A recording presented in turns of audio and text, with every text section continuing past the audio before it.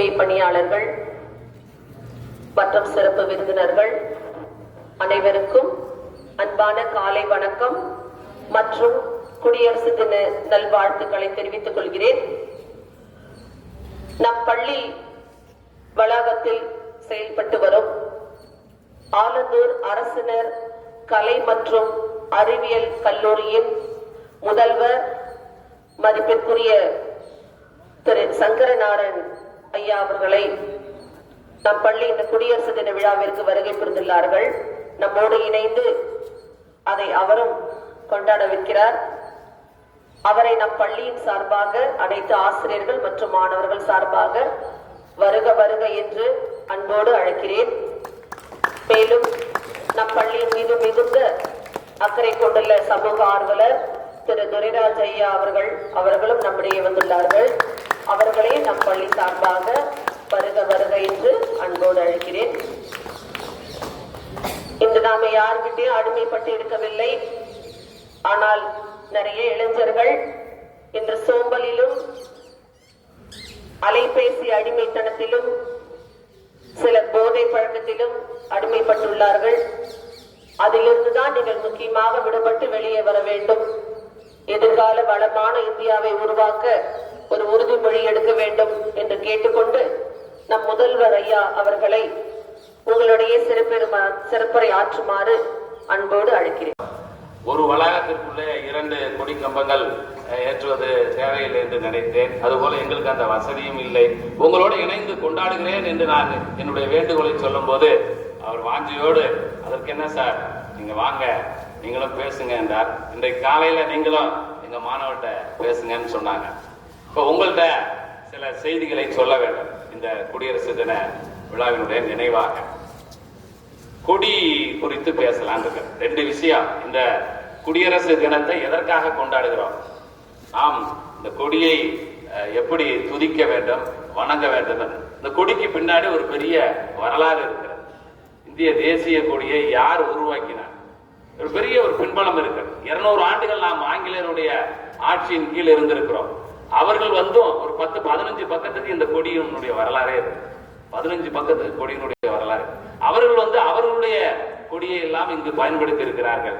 எல்லாம் போக இந்தியாவுடைய சுதந்திரத்திற்கு பிறகு 1947க்கு பிறகு ஒரு சரியாக சொல்ல வேண்டும் என்றால் ஏறத்தாழ Today we have gathered here to celebrate Republic Day.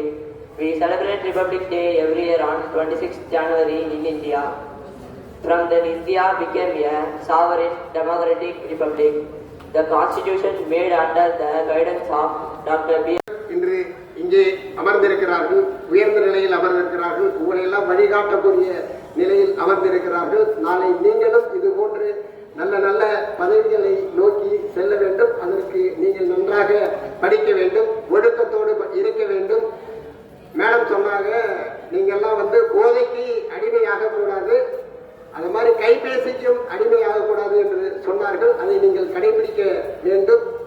இங்கு உரையாற்றி சென்ற கல்லூரி முதல்வர் அவர்களும் அருமையான ஒரு சிறப்புரையை தந்தார்கள். என்னுடைய ஒரு சிறிய பாடலை துவங்குகிறேன்.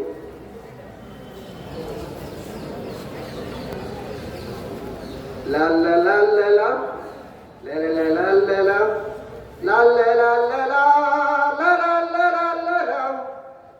la la la la la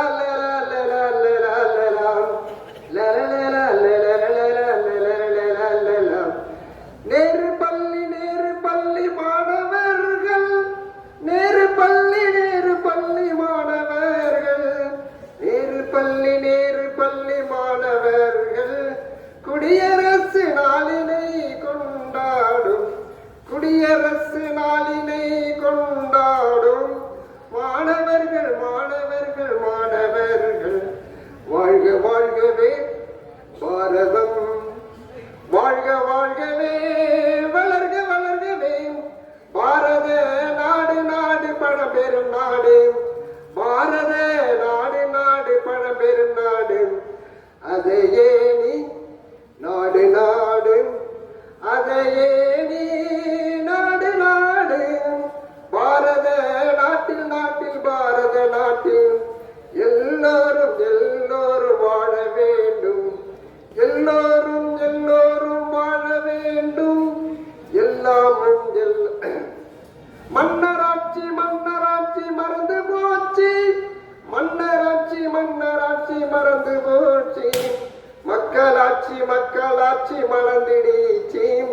மக்களாட்சி மக்களாட்சி மறந்து போச்சு.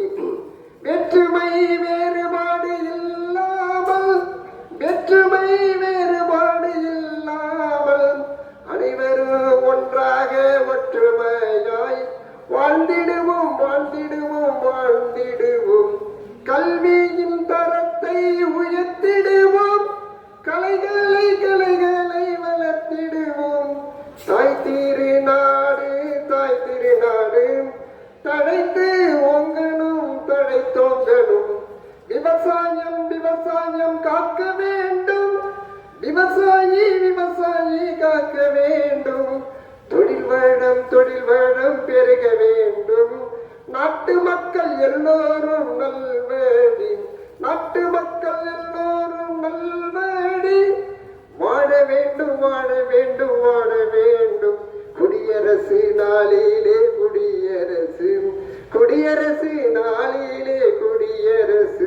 தேசிய கொடி ஏற்றிடுவோம், தேசிய கொடி ஏற்றிடுவோம்.